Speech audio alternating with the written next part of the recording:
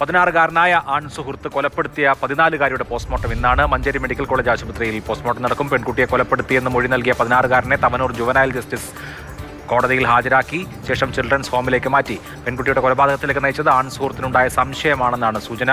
ഇംതിയാസാണ് വിവരങ്ങളുമായുള്ളത്. ഇംതിയാസ്, വളരെ ഞെട്ടിക്കുന്ന ഒരു കൊലപാതകമാണ് നടന്നത്. ആ പെൺകുട്ടിയുടെ കൈകൾ കെട്ടിയ നിലയിലായിരുന്നു, ശരീരമാസകലം മുറിവുണ്ടായിരുന്നു. ഒരു 16 വയസ്സുകാരൻ ഇത്രയും വലിയ ക്രൂരത ചെയ്യുമോ എന്ന് ഒരു വലിയ നടുക്കത്തോടു കൂടിയാണ് ജനങ്ങൾ കേട്ടത്. ഇപ്പോൾ പോസ്റ്റ്മോർട്ടത്തിന്റെ കാര്യം എന്താണ്, മറ്റു വിശദാംശങ്ങൾ എന്താണ്?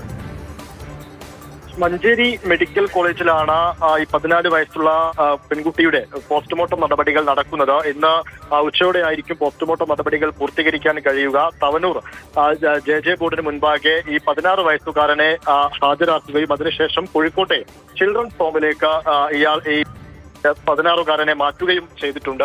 ഇതിൽ പ്രധാനമായിട്ടും പോലീസൊക്കെ ഉറ്റുനോക്കുന്നത് ഒറ്റയ്ക്ക് ഈ 16-കാരൻ ഒറ്റയ്ക്കാണോ ഈ കൃത്യം നടത്തിയത്, അതോ മറ്റാരുടെയെങ്കിലും സഹായം ലഭിച്ചിട്ടുണ്ടോ എന്ന കാര്യമാണ് പ്രധാനമായിട്ടും പരിശോധിക്കുന്നത്. പ്രാഥമികമായി രേഖപ്പെടുത്തിയ മൊഴിയിൽ താൻ ഒറ്റയ്ക്കാണ് കൃത്യം നടത്തിയത്.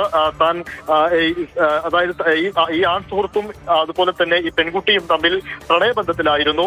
പലപ്പോഴും ഈ ആൺ സുഹൃത്തിന് ഈ പെൺകുട്ടിയെ സംശയമുണ്ടായിരുന്നു. മറ്റൊരാളുമായിട്ട് ഈ പെൺകുട്ടിക്ക് ബന്ധമുണ്ട് എന്ന തരത്തിലൊക്കെയായിരുന്നു സംശയം. പലപ്പോഴും വീട്ടിൽ വന്ന് പ്രശ്നങ്ങൾ ഉണ്ടാക്കിയെന്ന് ഇവരുടെ ബന്ധുക്കൾ പറയുന്നുണ്ട്. അങ്ങനെ നിരന്തരമായി പ്രശ്നമുണ്ടാക്കിയതിനെ തുടർന്ന് പോലീസിൽ പരാതിയും നൽകിയതാണ്.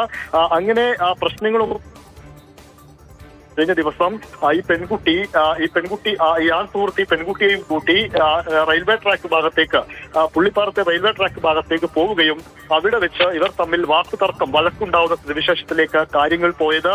അവിടെ വെച്ച് തന്നെ ബലാത്സംഗം ചെയ്ത കാര്യം, തന്നെ ആക്രമിച്ച സംഭവം ഞാൻ വീട്ടിൽ പറയുമെന്ന് ഈ പെൺകുട്ടി ഈ ആൺ സുഹൃത്തിനോട് പറയുന്നുണ്ട്. അതിൽ ഇയാൾ പ്രകോപിതനാവുന്നു.